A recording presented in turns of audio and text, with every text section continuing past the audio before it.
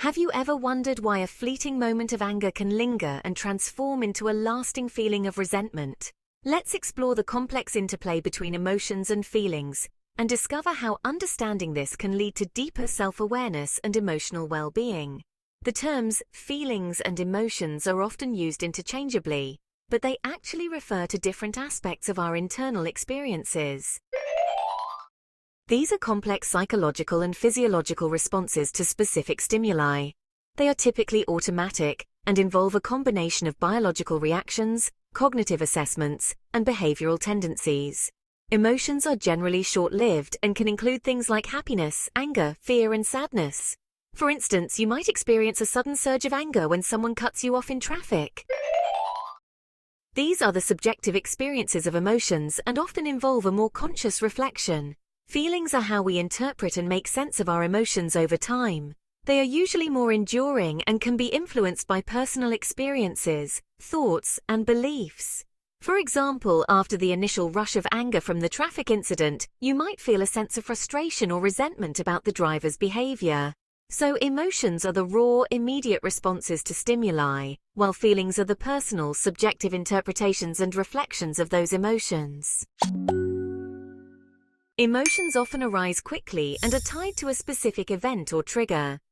If you notice a sudden shift in your mood or physical state, such as feeling a rush of adrenaline or a tightness in your chest, it's likely an emotion.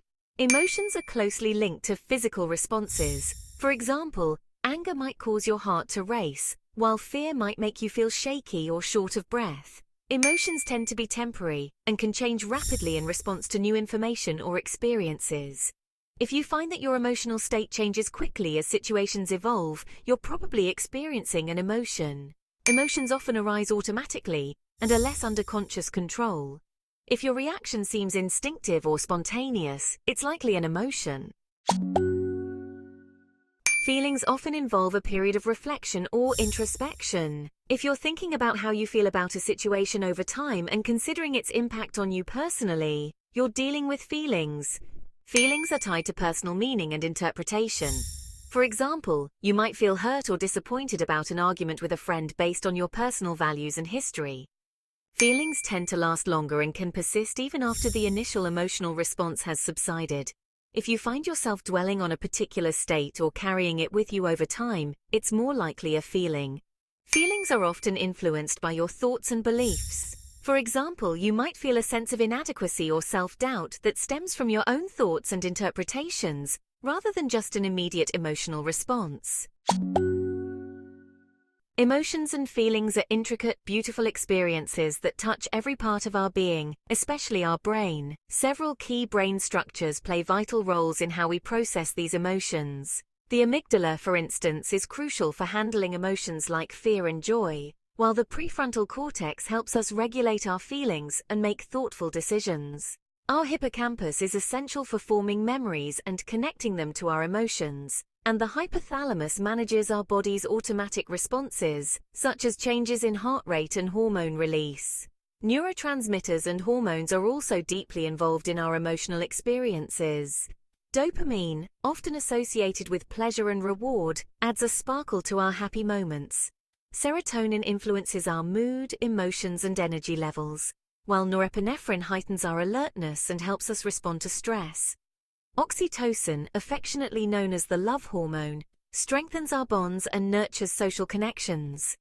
On the other hand, cortisol is released during stress, impacting various bodily functions to help us cope with challenges. Our bodies respond to emotions in numerous ways. The autonomic nervous system controls many involuntary functions, with the sympathetic division preparing us for fight or flight, and the parasympathetic division supporting rest and digest.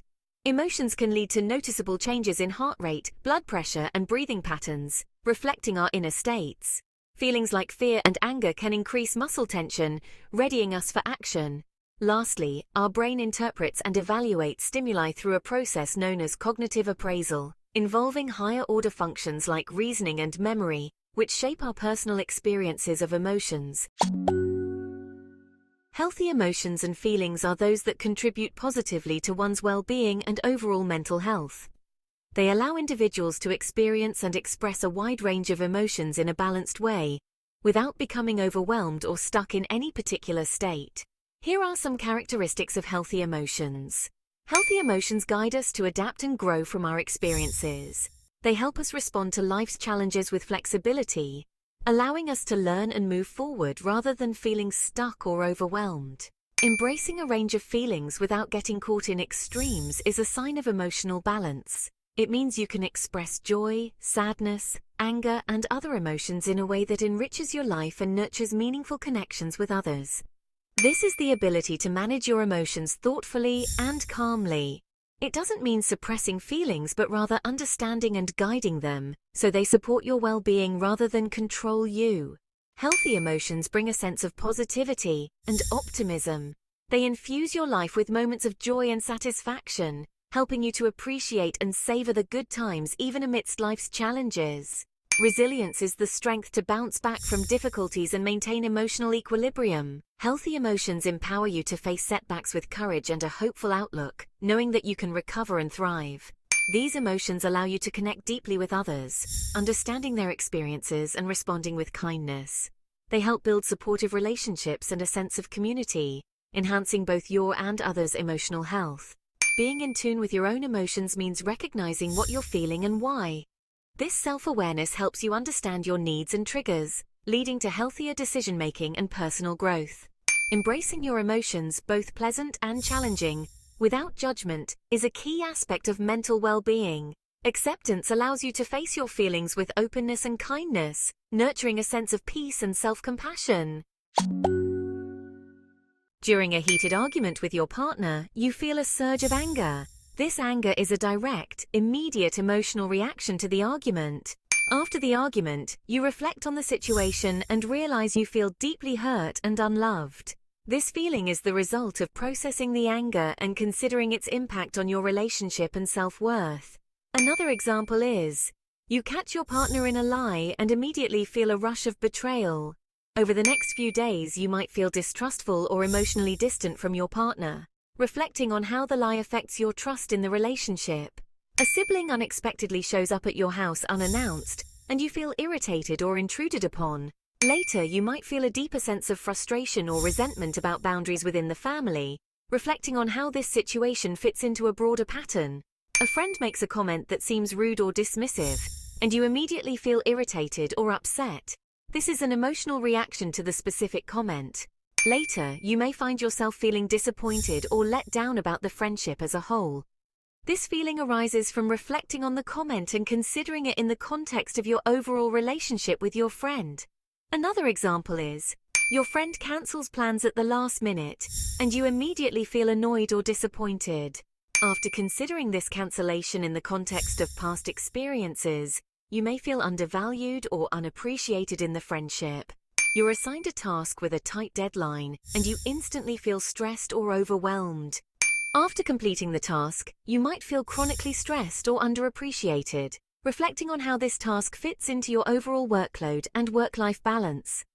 In these examples, the emotions are the immediate, often physical and instinctive responses to specific events or actions, while the feelings are the deeper, more reflective states that develop as you process and interpret those emotions in the context of your relationship. So it's not just that the body feels emotions and the mind deciphers them. Rather, there's a dynamic interaction where emotions can influence cognitive processes and vice versa. Emotions involve both physiological responses and mental interpretation. By recognizing the difference between emotions and feelings, we can navigate our inner world with greater clarity and compassion, nurture a more balanced and resilient emotional life. What step will you take today to honor and embrace the wisdom your emotions and feelings hold?